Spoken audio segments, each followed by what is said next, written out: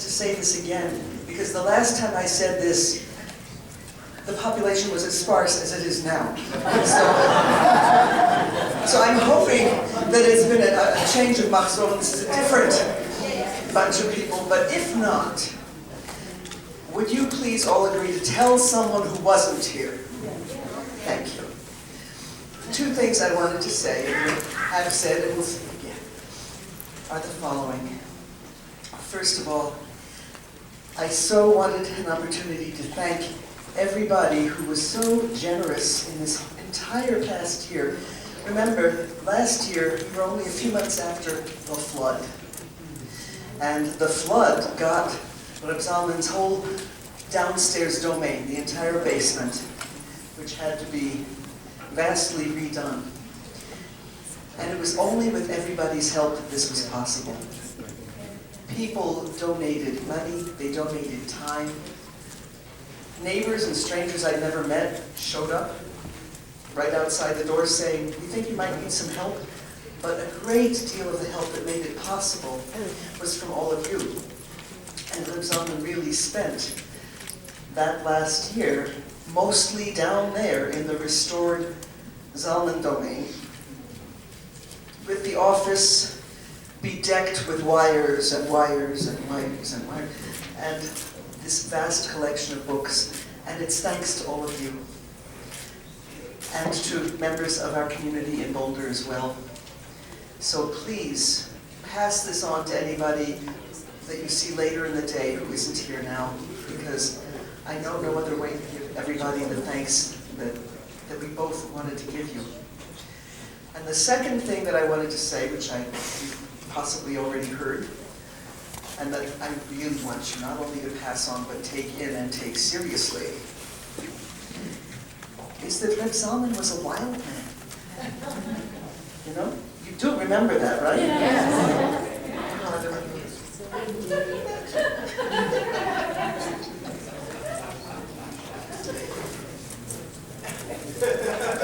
And what was good was that his nature was a wild man, but he really, really took in all of that cognitive mass, all of that tradition, and he took it from all the places where he was exposed, which went from Brit Milu to Bobov, and everything in between.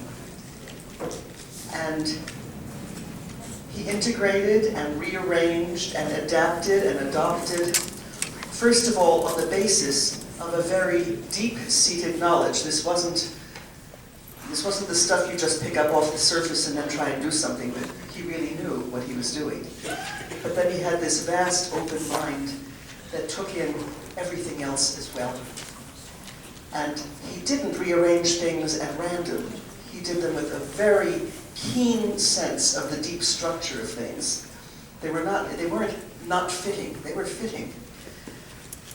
So as we become a more viable and established organization, I wanted to remind everybody and encourage everybody that in the midst of making things solid, solvent, and financially viable, don't you dare forget the wildness.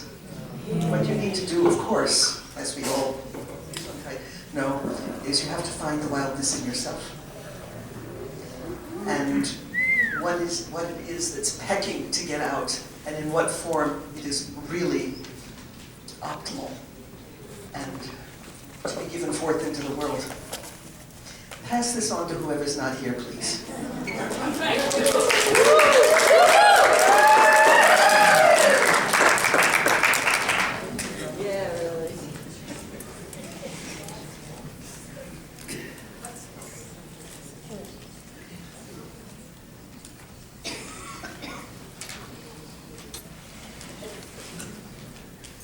I was just asked to remind you about something, but I already forgot. To visit. What feeling?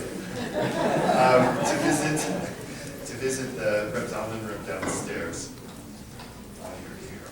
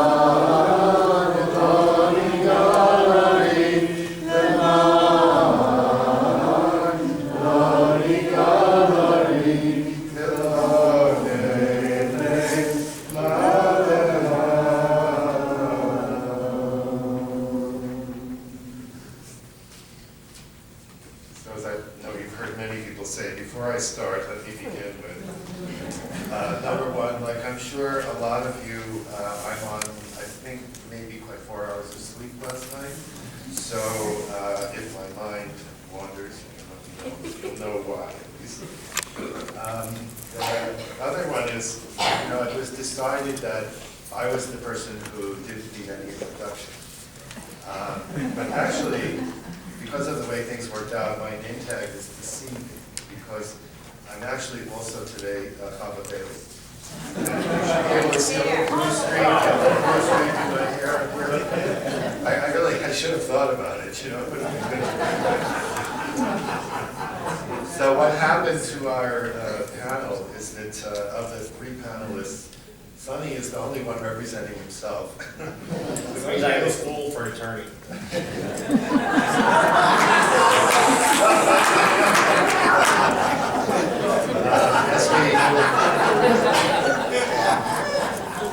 As we know, Chaya Gusfield's father, Joseph, died very recently, and so Chaya's not here.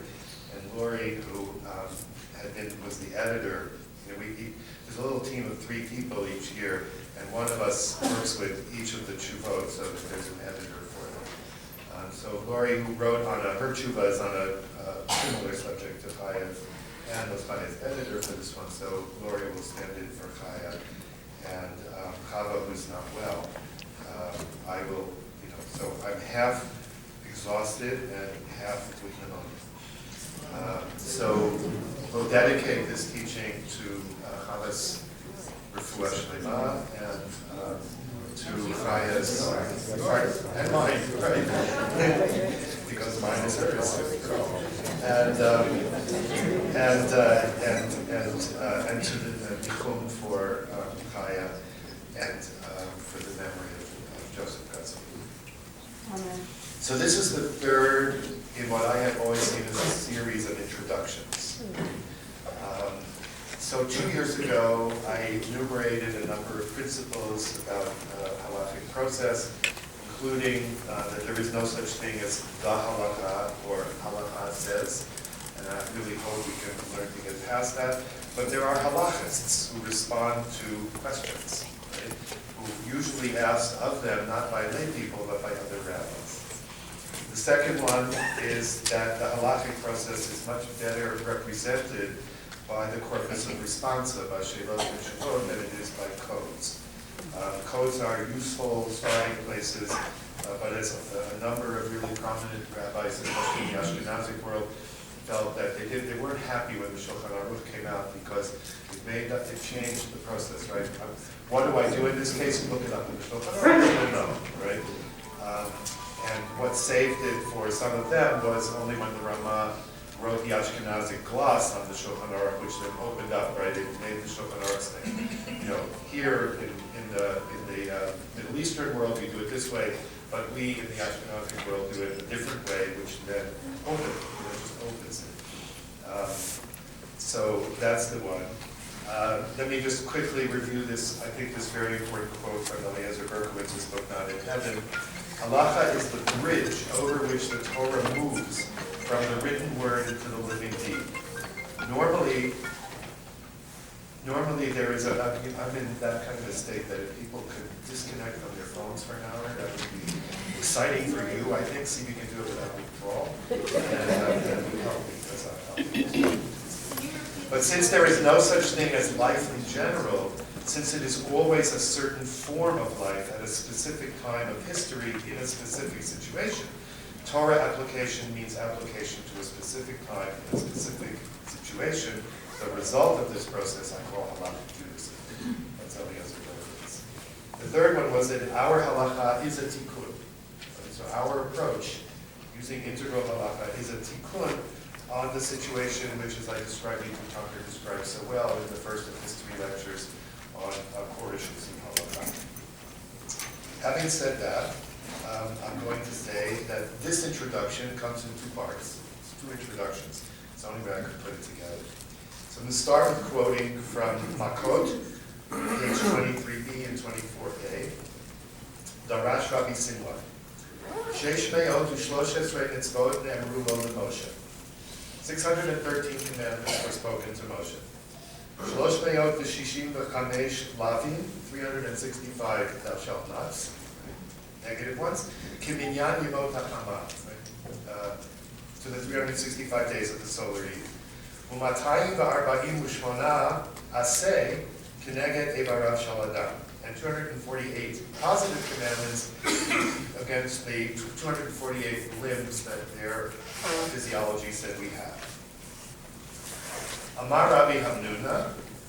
How do we know this? Rabbi Hamnuna asks, right? Ma'ikra, how do we learn this?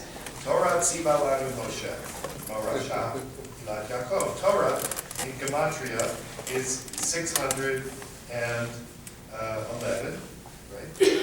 And then Anochi and Lo Yelecha, the first 2 of the 10 commandments we heard directly from God, 611 plus 2, 613. Ba David ve'emidan alachat Yisrael. Along comes David and reduces them to 11. Right? And they cite in Psalm 15, right? God, who may sojourn in your tent, who may dwell on your holy mountain, the one who lives without blame, who does what's right, and in his heart acknowledges the truth, whose tongue is not given to evil, who has never done harm to a fellow person, or borne reproach for his or her acts toward a neighbor, for whom a contemptible person is abhorrent, but who honors those who fear God, who stands by his oath even to her hurt, who has never lent money at interest or accepted a bribe against the innocent. This is the person who acts in this way will never be shaken. So if you count them, they should come out to them. By Yeshayahu v'hamidan al shesh. Along comes Yeshayahu and makes them into 6. Right? The one who walks in righteousness, speaks uprightly, spurns profit from fraudulent dealings, waves away a bribe instead of grasping it, stops his ears against listening to infamy, and shuts eyes against looking at evil. Pardon the slipping into masculine pronouns, that's the translation. I'm tired to notice if you're going to, but we understand this. So that can become 6. You notice, by the way, that none of the 11 or the 6 is which way do you want your tefillin, right? Is putting on your tefillin on the head and the arm 2 different mitzvot or 2 aspects of one mitzvah. That's not in those lists. Ba Micha v'hamidan al shalosh, right? Then along comes Micah, Micha the prophet, makes them 3, right? As it is written, and we all know this one. Yigid lecha adam ba'tov u'ma Hashem doresh mincha ki yimasot mishpat v'avad chesed v'hatznei avlechet v'mashem olekach. So those 3. Do justice, love mercy, and be humble. Then it says, V'chazar Yeshayahu, so Yeshayahu, not to be outdone in this process, comes back, as it were, and reduces them to 2, right? As it says, right, Yeshayahu says, what does God say? Shimru mishpat v'yasu tzedakah. Right? Guard justice, do righteousness. then it says that Amos comes and makes it one, but they don't really, they want to get to one, but they don't like his that much because it says, Dirshuni v'chyu, seek me and you will live. But where do we seek God? We seek God in Torah. Torah is very complicated, so it doesn't quite make it one. So then they come back and say, okay, but Habakkuk said, V'tzadik be'emunato yichyeh. The righteous shall live by faith. Trusting faith. That's it. So 613 becomes 1. But also, 1 becomes 613. It goes in both directions. One day I want to do a translation of the beautiful Torah of the Alter Rebbe's for Rosh Hashanah, in which he talks about that. We all understand what it is to meditate up and out, right? But to understand that the tzimtzum of Ein Sof exists within us for real is harder to do, but it needs to, that's equally valid, or equally important. So something unfortunate happened when rabbis began to take the number 613 literally, which resulted in the end in the halachic process becoming halacha, the halacha, a more static entity, a closed system, where you can only add levels, and only if you have demonstrated that you are already a master of all previous levels. So no one who isn't already observant has the right to participate in the halachic process. So we're all hypocrites in that sense, right? But I finally figured out that it's not true. I think I can say so. So halacha, So but if we look at the whole sugya then, what we see is that the numbers really aren't meant to be taken with it. 613 is the bringing of the entire body and all of time into a single harmonious relationship through focus on God. 613 can be reduced to 11, and then to 3, and then to 1. So 613 is 1, and 1 is 613. Simplicity embraces complexity, and complexity reduces to simplicity, for it is one God, uniquely one, who is the unifier. The halachic process is therefore dynamic, an aspiration rather than an attainment. It's the use of behaviors to augment and reinforce consciousness on the one hand, and to manifest that consciousness in action on the other. So it is really beside the point to insist that without manifesting the entire 613 with all its derivatives and subsets, that one cannot really participate in the process. Nor is it correct to say that since I don't participate in that way, the halachic process itself is irrelevant. What is correct to say is that I aspire to reinforce this consciousness through my behavior, to manifest this consciousness in my actions in the world, and to ask how that might be accomplished at this moment, in this place. Beginning number 2. As we all know, the theme of this conference is integral tikkun olam. When the program committee first talked with me about choosing the tshuvot for this session, I was asked if the choices reflect the theme. My response is something I've been saying for many years about us. Everything we do, and every tshuva that's written, is about tikkun olam, because that is what we are. We are a tikkun olam project. Jewish renewal is our advocacy by example of the tikkun we see as needed for the world into which we were born. In a paraphrase of Mordechai Kaplan's vocabulary, we are renewing Judaism both internally and in its sense of place in the world.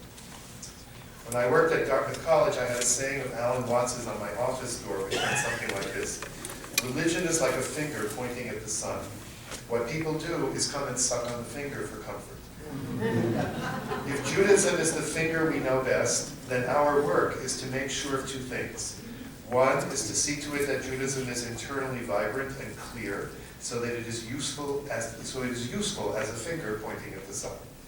The second is that we also make sure that that at which this finger is pointing is also clear. That we always know that our practice is a means and not an end in itself. Many years ago, I sat down to learn with the first Ramaz graduate to attend Dartmouth College. We read the first chapter of the Ramchal's Mesilat Yesharim, probably the single most widely read manual of Jewish spiritual practice and Musar.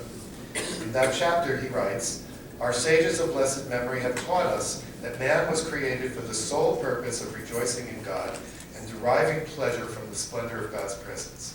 For this is the true joy and the greatest pleasure that can be found. The means which lead a person to this goal are the mitzvot." For the Ramchal, the place where this joy is truly experienced is in the world to come.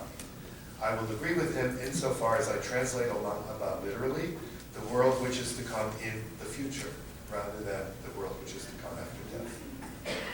I rarely venture into the world of theology and the description of mystical experiences when there are so many others who can do it so much better than I. I am, on the whole, a pretty prosaic person, and I'm more comfortable in the details than I am in the vision. Nevertheless, I want to take a stab at